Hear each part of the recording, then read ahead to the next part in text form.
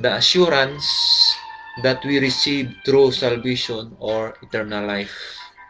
Purihin ng Panginoon. Bago sa buod ng mensahe ng salita ng Panginoon, ay nais nating anyaya o ini-invite ang banal na Espiritu ng Panginoon. Tayo manalangin, Ama naming Diyos, muli sa mga oras na ito, tulungan kami na higit naming maunawaan ang iyong banal na kalooban sa pamamagitan ng iyong mga salita na aming bulayin ngayon. At sa mga oras na ito ay alam namin na ikaw ay aming papurihan at paglingkuran. Salamat po, pagpalain mo ang mga nakikinig, ang mga nagsubaybay sa mensaheng ito na iyong mga salita. Pagpalain mo silang higit, lalo na sa spiritual na kalagayan sa pangalan ni Jesus. Amen. Purihin ng Panginoon. In our day, many believes that they are also received salvation and eternal life. Maraming mga tao na, lalo na kahit iba't ibang mga religion, maraming nagsasabi o nananampalataya, naniniwala na sila rin ay nakatamo ng tunay na kaligtasan o buhay na walang hanggan. Ngunit, napapatunayan lamang ito kapag napatunayan natin sa salita ng Panginoon mula sa Biblia. Purihin ng Panginoon. Glory to God. Kaya tayo, napapatunayan natin, ito'y ating bubulayin. Paano natin mapapatunayan na tayo ay nakatamo ng kaligtasan at buhay na walang hanggan? Purihin ng Panginoon. Glory to God.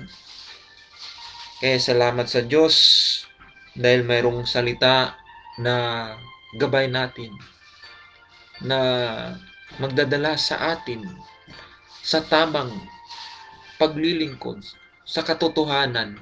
Dahil nga ang sabi sa John chapter 8 verse 31 to 32, na ang sabi dito na, if you hold to my teaching, you are really my disciples, and then you will know the truth, and the truth will set you free. Purihin ng Panginoon. Tunay nga pagka malaman mo pala ang katotohanan ayon sa banal na kasulatan. Ito rin ang magpapalaya sa iyo. Anong kalayaan na iyong matamo? Kalayaan mula sa hindi totoo na paniniwala. At ngayon ay malaman mo ang totoo. Purihin ang Panginoon. Kaya isa-isa sa mga pinakamahalagang dapat nating malaman ay yung nakakasigurado ba tayo na tayo ay nakatamo ng kaligtasan o buhay na walang hanggan or hindi.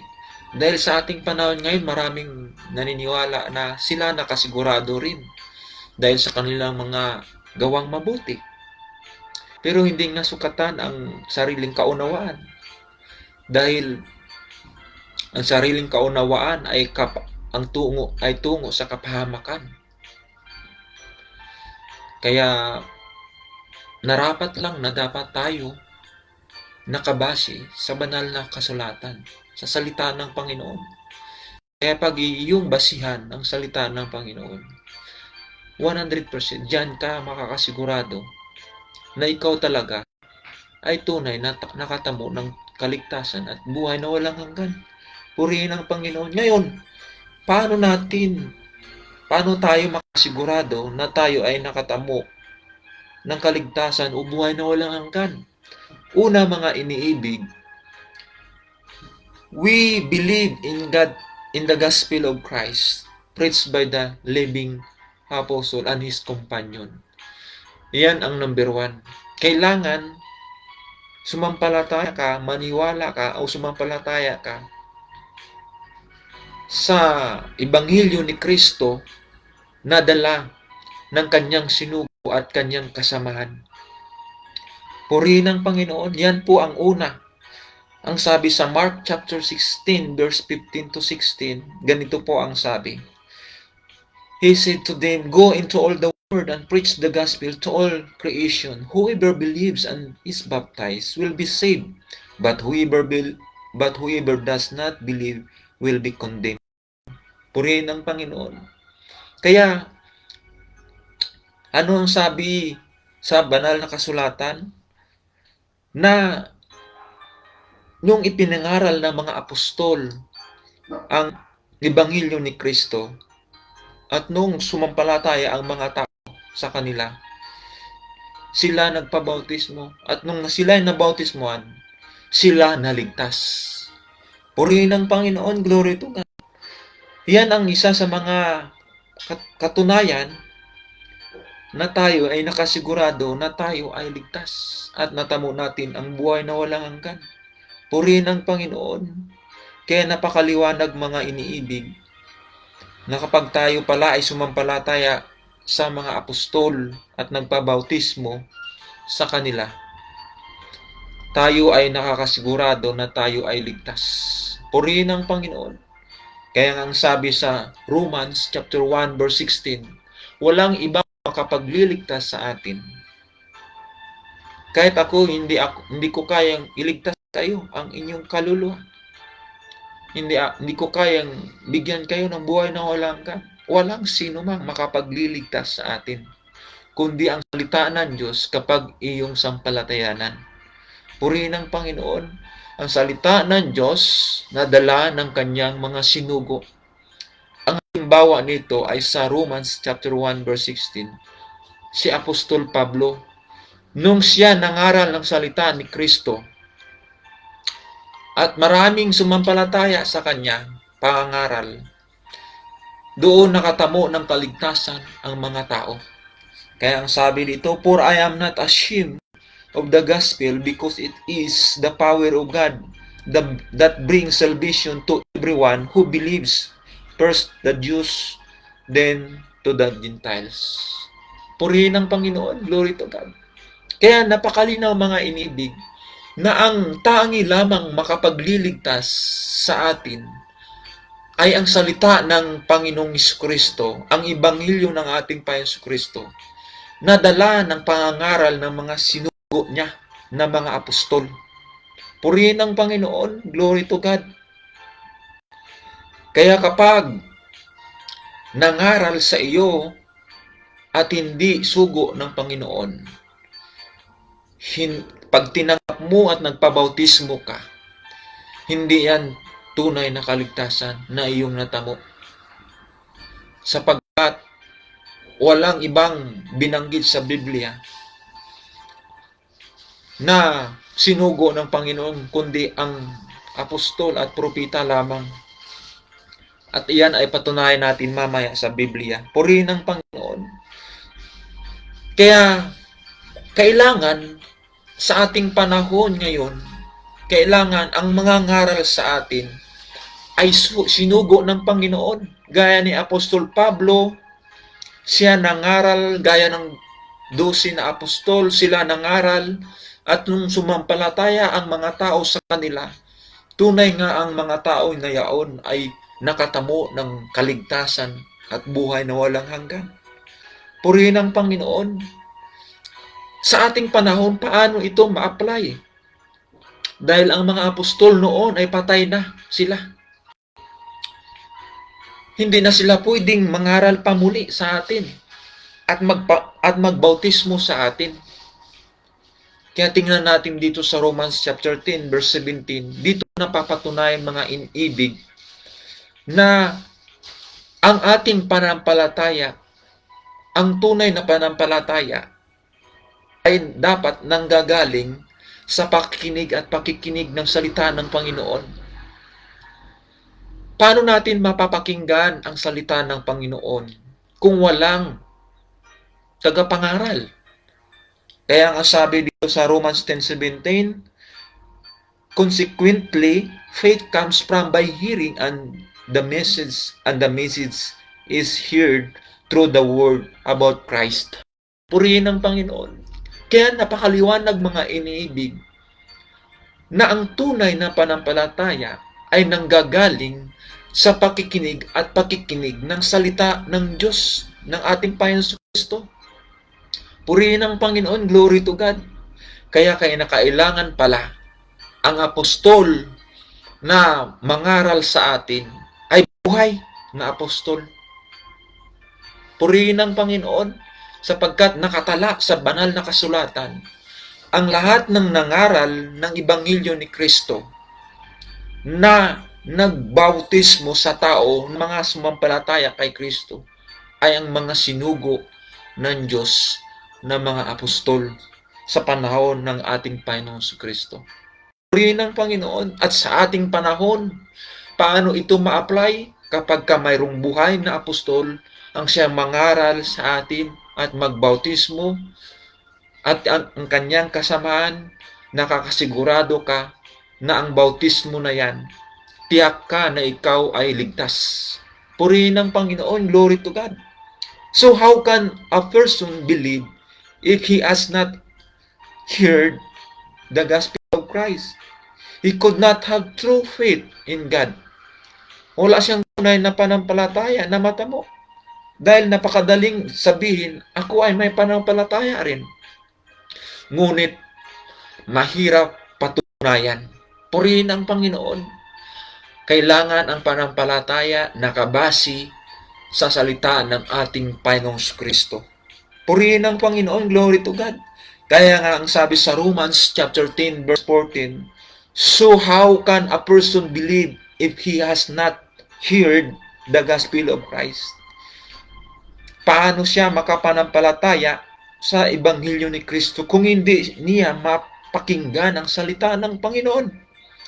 Sa Romans chapter 10 verse 14, ang sabi dito, how then shall they call on him in whom they have not believed? And how shall they believe in him of whom they have not heard? And how shall they hear without a preacher? Kaya paano ka makapanampalataya kung hindi mo napakinggan ang Ebanghelyo ni Kristo? Paano ka rin makapakikinig kung walang tagapangaral?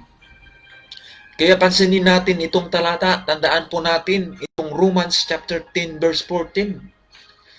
Kaya napakalinaw mga inibig na kinakailangan mayroong preacher, mayroong tagapangaral sa atin upang tayo makapakinig ng Ebanghelyo ni Kristo. At sino ang tagapangaral ng ating Panginoong Kristo? Yung kanyang mga sinugo. Purihin ng Panginoon, glory to God. Kaya napakalinaw sa banal na kasulatan na ang ating panampalataya ay nanggagaling sa pakikinig ng salita ng Panginoong Jesucristo na ipinangaral ng kanyang mga sinugo. Purihin ng Panginoon, glory to God. Ngayon, sino itong mga sinugo ng Panginoon?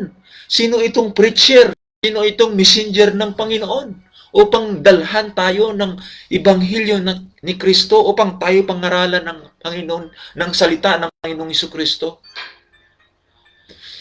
Sa banal na kasulatan, hindi lahat ay preacher ng Panginoong Jesucristo. Hindi lahat ay sinugo ng Panginoong Jesucristo upang ipangaral ang Ebanghelyo.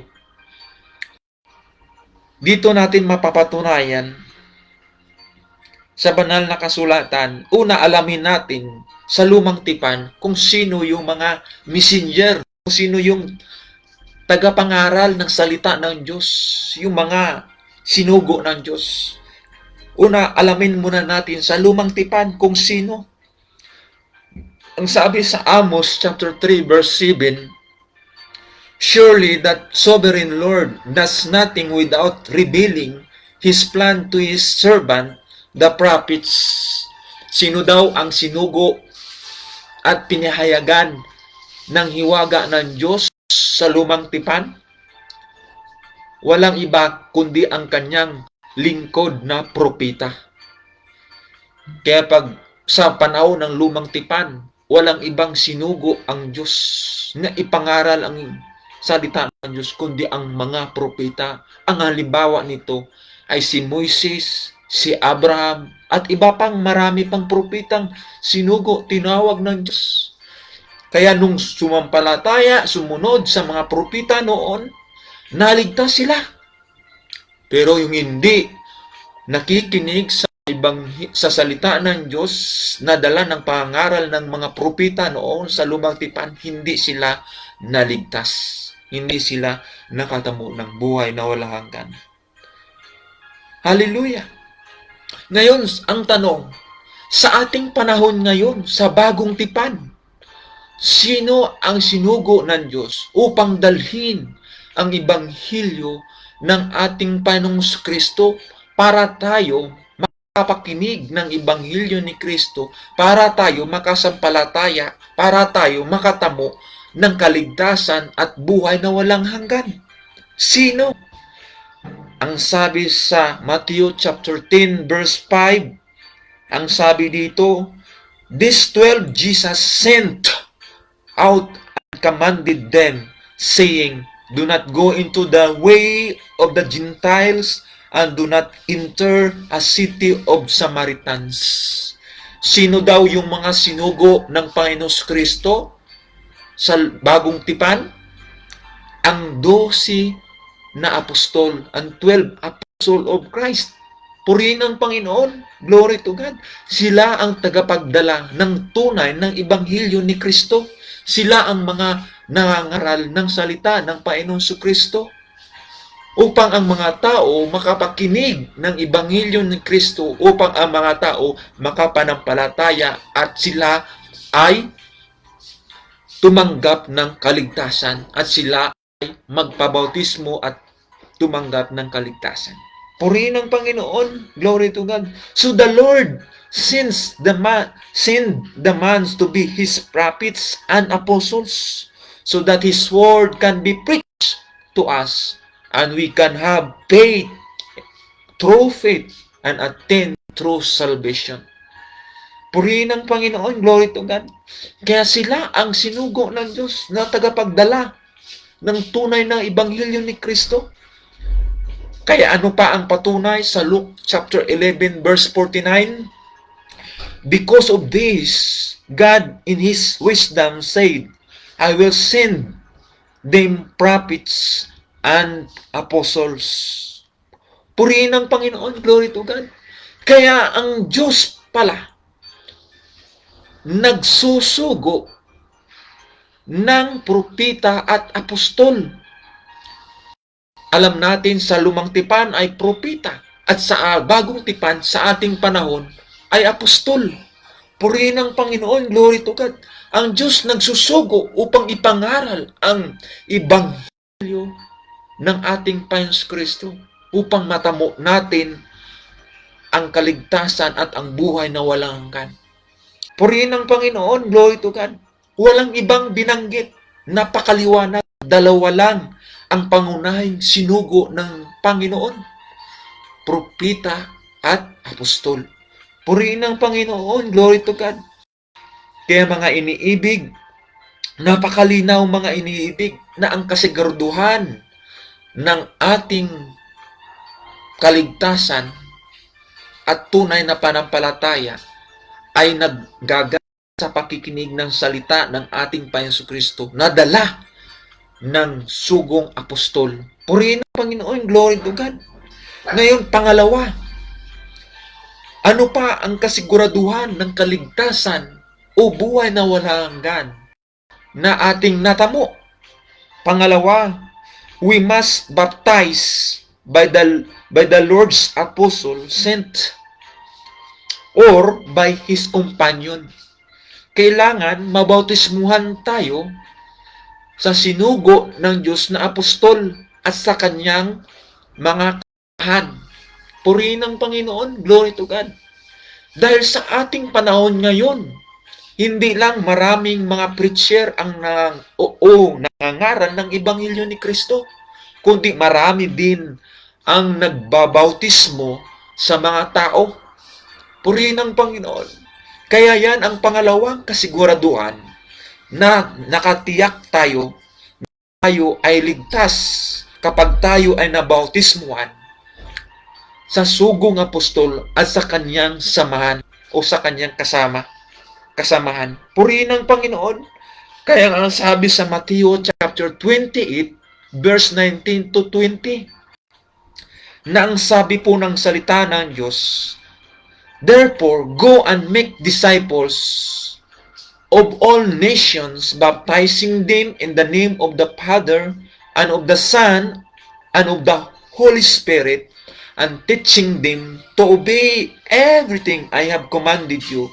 And surely I am with you always to the very end of the age.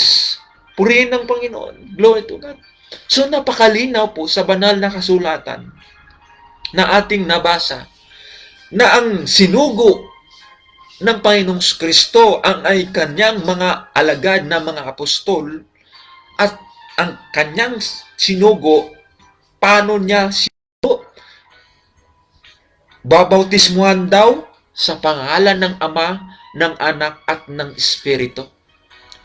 Sino yung mga babautismuhan? Yung mga sumampalataya sa pangangaral ng Ebanghelyo ni Kristo na dala ng mga apostol ng Panginoon. Glory to God. Kaya yung mga nabautismuhan sa pangangaral ng apostol ni Kristo, yun ang tunay na nakatamo ng kaligtasan at buhay na walang hanggan. Purihin ng Panginoon. Glory to God. Kaya tayo nagpapasalamat sa Diyos dahil sa ating panahon, alam natin kung paano natin ito i-apply. Purihin ng Panginoon. Glory to God. Kaya nga ang sabi sa Mark 16:16, pagkatapos na ipinangaral ng mga apostol ang Ebanghelyo ni Kristo, ang sabi dito, whoever believes and is baptized will be saved. But those who does not believe will be condemned. Kaya yung mga tao pala hindi nabautismuhan sa pangangasiwa ng apostol, sila ay parurusahan dahil sila hindi sumampalataya sa mga sinugo ng Panginoon Kristo. Purihin ang Panginoon. Glory to God. Because in our times, not only many preach, but also many baptized people. Kaya kailangan nating malaman, kailangan nating masigurado ng ating kaligtasan ba ng kaluluwa ay 100% ay ligtas? 100% ba tayo ay makapasok sa kaharian ng langit? Kung ikaw ay nakapakinig ngayon, kailangan bulayin mo ang salita ng Panginoon. Dahil yan lang amang ang magpapatunay sa iyo na ikaw ay tunay na katamo ng kaligtasan at buhay na walang hanggan. Purihin ng Panginoon. Glory to God. Kaya ang sabi sa Romans chapter 10 verse 15, sino lang ang binigyan ng karapatan upang ipangaral ang Ebanghelyo? Sino lang ang binigyan ng karapatan upang magbautismo sa taong sumampalataya kay Kristo? Ang sabi sa Romans 10:15, ang sabi dito, and how can anyone preach unless they are sent? At is in written, how beautiful are the feet of those who bring good news. Purihin ng Panginoon. Kaya ano daw ang sabi dito? How can anyone preach unless they are sent? Kaya ang binigyan lang pala ng karapatang ipangaral ang Ebanghelyo ni Kristo at babautismuhan ang tao, yung kanyang sinugo. Pagka hindi siya sinugo ng Panginoon, wala siyang karapatang maipangaral ang Ebanghelyo ni Kristo. Maaring siyang mangaral ng Ebanghelyo ni Kristo, pero hindi ito tinatanggap ng Panginoong Kristo. At ang kanyang pangangaral ay hindi tutunay. Kahit ipangaral pa niya ang Ebanghelyo ni Kristo, yung nakapakinig, hindi makatamo ng tunay na panampalataya. Yung mga nabautismuhan niya, hindi makatamo ng tunay na kaligtasan. Bakit? Sapagkat siya hindi sinugo ng Diyos. Pero yung sinugo ng Diyos, nangaral, sumampalataya ang tao sa Kanya, at nagpabautismo sa Kanya, sigurado 100% tiyak siya na siya nakatamo ng kaligtasan o buhay na walang hanggan. Purihin ng Panginoon, glory to God. Kaya mga iniibig, napakalinaw ang banal na kasulatan. Purihin ng Panginoon, kaya alam natin kung sino ang sinugo ng Diyos. Na binulay natin kanina, dalawa lang ang pangunahing sinugo ng Diyos. Sa lumang tipan, propeta, sa bagong tipan, sa ating panahon ngayon, ay apostol. Purihin ng Panginoon, glory to God. Kaya tayo nagpapasalamat dahil mayroong tunay na salita ng Diyos na ating napakinggan. Purihin ng Panginoon, glory to God. Kaya nga ang sabi sa 1 Corinthians chapter 13 verse 18, na ang sabi dito, hindi subok ang mga nagtatagubilin sa kanyang sarili. Kaya yung mga hindi subok na nagtagubilin, kaya maraming mga preacher ngayon na nagtatagubilin sa kanilang sarili, na hindi naman sila mga sinugo. Kaya mga kapatid, mga iniibig, mga kapamilya, tanggapin natin ang salita ng Diyos na nagbibigay sa atin ng katotohanan. Purihin ng Panginoon. When the preacher is not sent one of God, he is not accepted or recognized by God. Yung mga nangaral ng Ebanghelyo ni Kristo na hindi sinugo ng Diyos, hindi sila tinatanggap ng Panginoon. Kaya ano ang sabi sa Matthew chapter 7 verse 22 hanggang 24? Ano po ang sabi ng salita ng Diyos? Maraming mga nangangaral ng salita ng Diyos. Pero, mga kapatid, hindi tinatanggap ng Panginoon. Matthew 7:22 verse 24. Basahin natin sa Tagalog. Ganito ang sabi ng Diyos.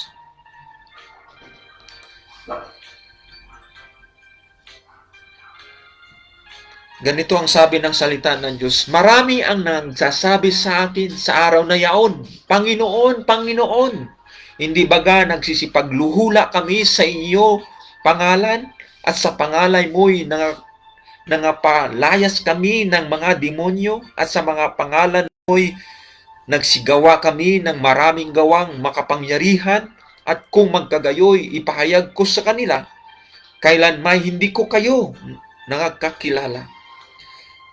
Magsilayo kayo sa akin, kayong mga manggagawa ng kantampalasanan. Kaya marami palang nangangaral din ng Ebanghelyo ni Kristo. Marami ding nagpalayas ng mga demonyo. Marami ding mga nagpapagaling ng sakit. Gumawa ng mga makapangyarihang mga gawa sa pangalan ng ating Panginoon. Pero ano ang sabi ng Panginoon? I never know you. Depart from me. I never know you. Kaya hindi sila kinilala ng Diyos. Hindi sila tinanggap ng Diyos. Bakit nga ba sila hindi tinanggap ng Diyos? Bakit nga ba sila ay hindi kinikilala ng Diyos? Sapagkat hindi nila sinampalatayan yung sinugo ng Panginoon Kristo na mga apostol. Kaya maraming tao ngayon hindi naniniwala sa buhay na apostol. Dahil ang mga apostol daw na tunay ay patay na. Pero ang tanong, paano tayo makapakinig ng Ebanghelyo ni Kristo kung walang tagapangaral na sinugo ng Panginoong Jesucristo? Kaya sa makatuwid, kailangan may buhay na apostol na mangaral. Amen? Hindi naman pwede ang apostol ay patay na mangaral sa iyo. Sabihin nila na, sapat na sa aking basahin ang Biblia at ako ay makapanampalataya. Anong patunay yon? Saan talata yan? Wala silang mabasa. Bagkus ang nabasa sa Biblia, ang nabasa natin kanina, Ang panampalataya ay nanggagaling sa pakikinig at pakikinig ng salita ng Diyos. Ibig sabihin, kailangan mayroong tagapangaral. At na malinaw sa banal na kasulatan ang mga tagapangaral, yung kanyang ang sinugo ng Panginoon. At walang iba kundi sa lumang tipan, propeta, at sa bagong tipan, mga apostol. Purihin ng Panginoon, glory to God. Kaya pag hindi nila tinanggap, sinampalatayanan ang sinugo ng Diyos na mga apostol, ang mga apostol na nangaral sa atin, ang buhay na apostol, hindi din nila tinanggap si Kristo.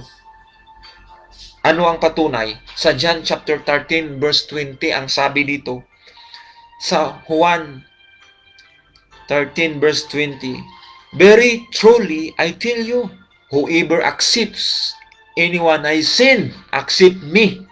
And whoever accept me, accept the one who sent me. Purihin ng Panginoon. So napakalinaw mga inibig ng sabi ng Panginoon Kristo, ang sinumang tumanggap sa sinugo ko, ako ang tinanggap. At tumanggap sa akin na nagsugo din sa akin. Yung nagsugo sa akin ay tinanggap rin. Purihin ng Panginoon, glory to God. Kaya pag tinanggap mo ang sinugo ng Panginoong Jesucristo, tinanggap mo ang Panginoong Jesucristo. Pag tinanggap mo ang sugong apostol na buhay, ibig sabihin, tinanggap mo rin ang Panginoong Jesucristo, sampalatayanan mo rin ang ating Panginoong Jesucristo. Once na tinanggap mo ang Panginoong Jesucristo, tinanggap mo rin ang ating Diyos Ama na sa langit, na siyang nagsugo sa ating Panginoon Kristo. Purihin ng Panginoon. Ano pa ang patunay? Sa Matthew chapter 10 verse 40, ang sabi dito sa 40, anyone who welcomes you, welcomes me. And anyone who welcomes me, welcomes the one who sent me. Purihin ng Panginoon. Kaya yung sino mang tumanggap o sumampalataya sa sinugo ko, sabi ng Panginoon, ako ang tinanggap. Purihin ng Panginoon. Kaya napakalinaw mga iniibig. Once na ikaw sumampalataya at nagpabautismo sa sugong apostol at sa kanyang kasamahan, sigurado nakakatiyak ka na ikaw ay nakatamo ng kaligtasan at buhay na walang hanggan. Purihin ng Panginoon, glory to God. So the true baptism, it's bring you true salvation. In the Bible, there is two kinds of baptism in the Bible also. Kaya mayroong dalawang klaseng bautismo. Ang bautismo ni Juan, na ano ang klaseng bautismo ni Juan? Ang sabi sa Mark chapter 1 verse 4, ang sabi nito, and John the Baptist appeared in the wilderness and baptized of repentance for the forgiveness of sins. Purihin ng Panginoon. Kaya ito ang unang bautismo. Sa banal na kasulatan, bautismo ni Juan Bautista. Purihin ng Panginoon. Glory to God. During the time of John the Baptist, the priest asked to Jesus Christ if we come from the authority of John the Baptist to baptize. Kaya ano ang sabi dito sa Matthew chapter 21 verse 23 to 27? Basahin natin kung saan galing yung authority ng bautismo ni Juan. Ang sabi dito, Jesus entered the temple courts, and while he was teaching, the chief priest and the elders of the people came to him. By what authority are you doing these things? They asked, and who gave you this authority? Jesus replied, I will also ask you one question. If you answer me, I will tell you by what authority I am doing these things. John the Baptist, where did it come from? Was it from heaven or of human origin? They discussed it among themselves and said, "If we say from heaven, he will ask, then why did not you believe in him? But if we say of human origin, we are afraid of the people, for they all hold that John was a prophet." So they answered Jesus, "We don't know." Then he said, "Neither will I tell you by the what authority I am doing these things." Purihin ng Panginoon, glory to God. Napakalinaw mga inibig. Many preachers baptize to the people, but the true baptism is giving authority by God to the right person. And this person is the sent one of God. And one of the example is John the Baptist. Purihin ng Panginoon, He is the right person to baptize people. Purihin ng Panginoon because John the Baptist is the one, sent one of God. Is the one chosen by God. Purihin ng Panginoon, glory to God. Kaya bihay ng Diyos, mga iniibig, yan ang unang bautismo.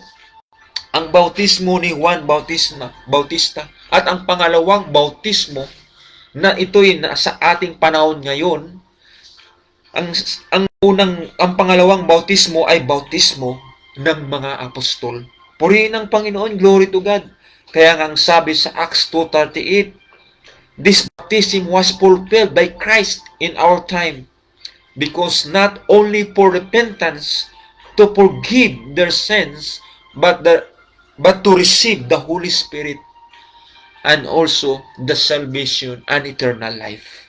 Purihin ng Panginoon. Kaya ang sabi sa Acts 2:38, na ang sabi ni Peter replied, "Repent and be baptized, every one of you, in the name of Jesus Christ, for the forgiveness of your sins, and you will receive the gift of the Holy Spirit." Purihin ng Panginoon. Glory to God. Peter is the apostle of Christ.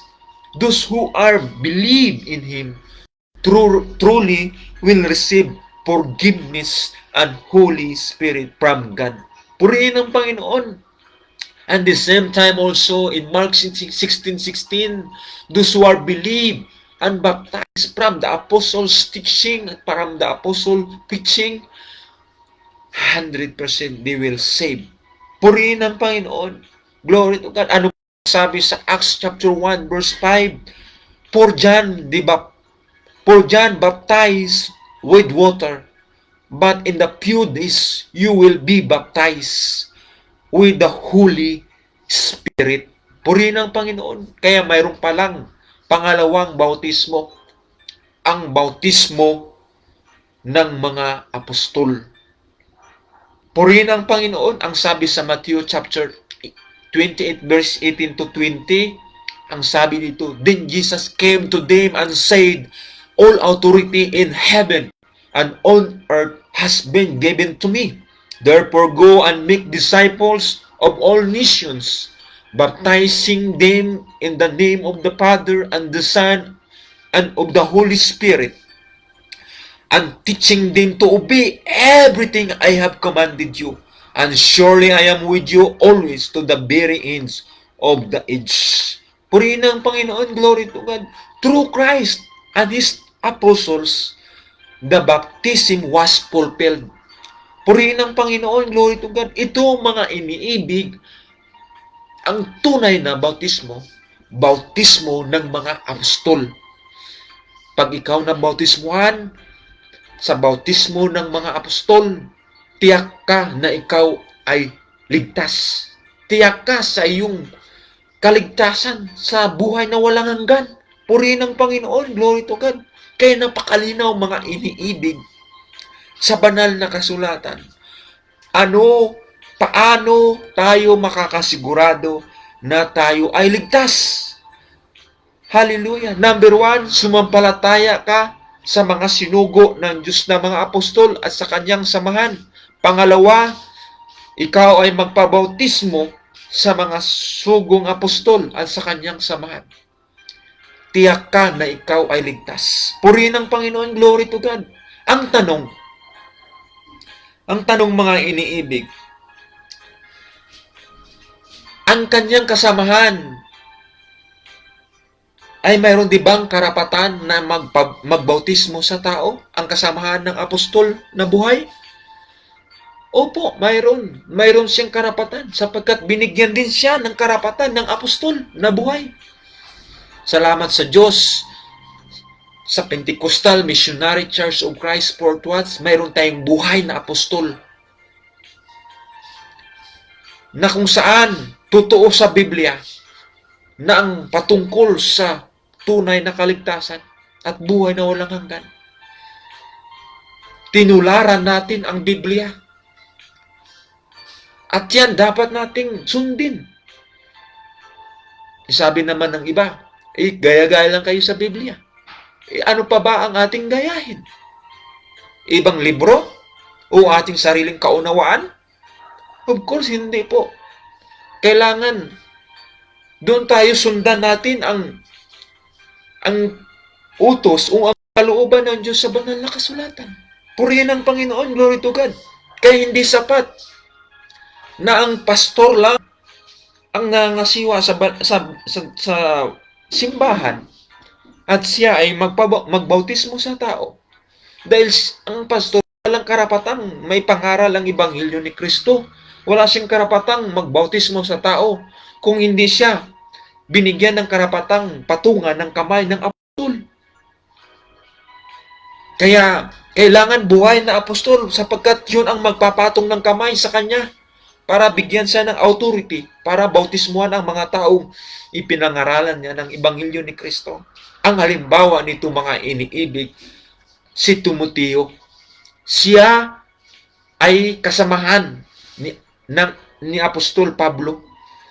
Ang sabi sa 2 Timothy chapter 1 verse 6, "For this reason I remind you to fan into flame the gift of God, which is in you through the laying on of my hands." Purihin ng Panginoon. Kaya napakalinaw mga inibig sa talatang ating nabasa sa 2 Timothy chapter 1 verse 6 na ang sabi ni Apostol Pablo, paningasin mo ang kaloob na sa iyo na ibinigay sa iyo ng Diyos sa pamamagitan ng pagpapatong ko ng kamay.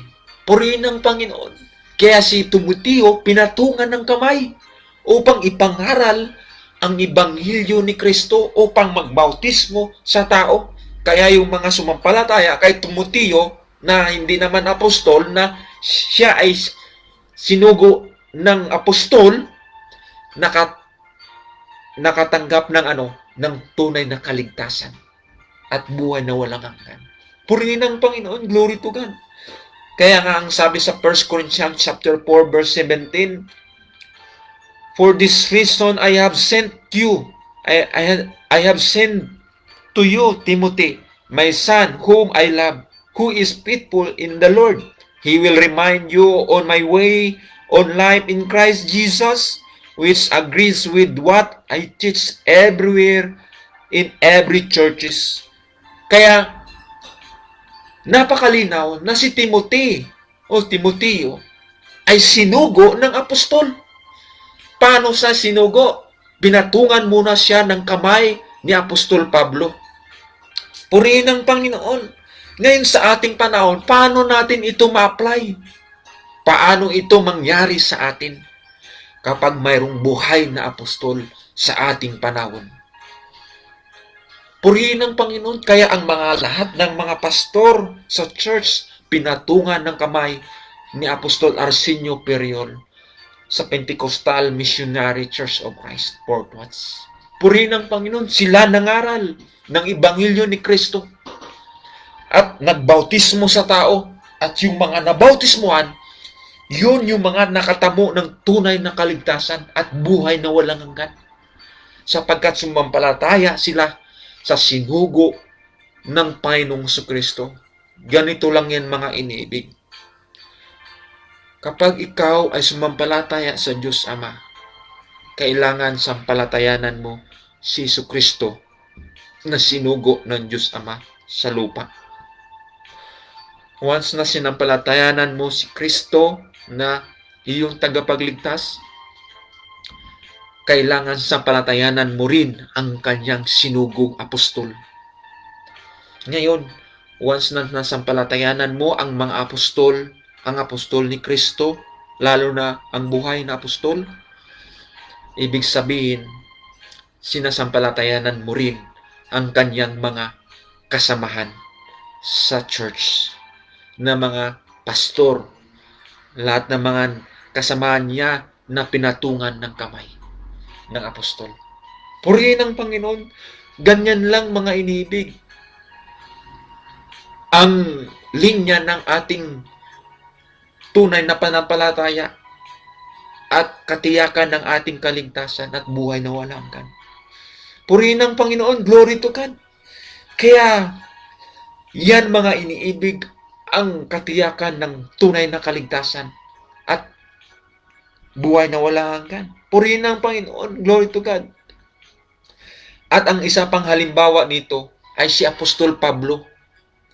Nung ipinangaral ni Apostol Pablo ang Ibanghilyo ni Kristo, nung siya nakatamo ng pagtawag ng ating Panginoon Kristo, tinanggap niya ang pagka-apostol. Tayo naman ay tinawag ni Kristo at natamo natin ang kaligtasan at buhay na walang hanggan. Romans chapter 1 verse 5 to 6. Isa ito sa mga katotohanan, mga inibig. Ang sabi dito, through Him we receive grace and apostleship to call all the Gentiles to all obedience that comes from the faith for His name's sake. And you also are among these Gentiles who are called to belong to Jesus Christ. Purihin ang Panginoon. By the grace of God in our church, in the Pentecostal Missionary Church of Christ Portuas, we have a living apostle to teach us the truth and lead us to the way of Christ. Purihin ang Panginoon, glory to God. Kaya tayo nagpapasalamat mga iniibig, bago pala tayo tatawagin ng Panginoong Jesucristo, may una siyang pinili, may una siyang tinawag, walang iba kundi ang apostol. Ang halimbawa nito, binasa natin si Apostol Pablo. Isipin ninyo kung wala si Apostol Pablo, hindi tayo makatamo ng pagkatawag ng Diyos. Hindi natin matamo ang kaligtasan. Dahil si Apostol Pablo ay sinugo sa mga hintil.